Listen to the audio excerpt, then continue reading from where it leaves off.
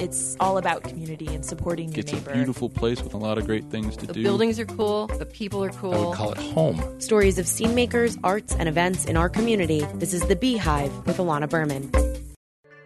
Sometimes I think that poetry is what will destroy me at some point because it's not a path of wealth and comfort.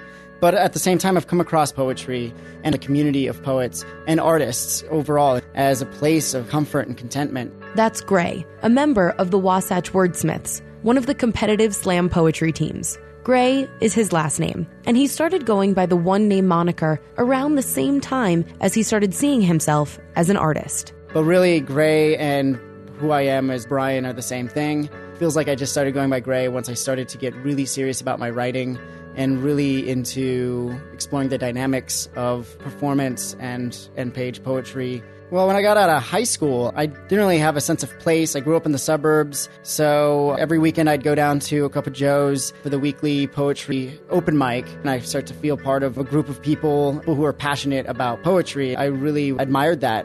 Gray and his team are trying to raise awareness and funds to make it to the National Slam Competition in Washington, D.C. this summer.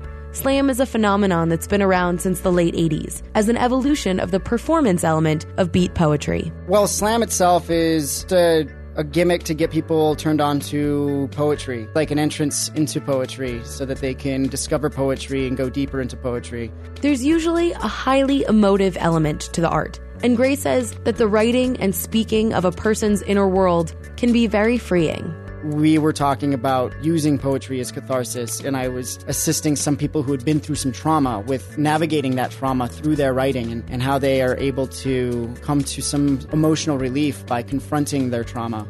He says that process exists in many different creative forms. Well, I think that all art is catharsis. Russell Edson, he has a theory of poetry. Poetry exists within the subconscious. It exists in some sort of soul, and that we use language to kind of bind it down. Now, that's what poets do, and I imagine you could extend this even further to say a painting exists within the subconscious. You just use paints to bring out what it is that you're trying to express, what is within you, what is burning within you, your passion, your desires.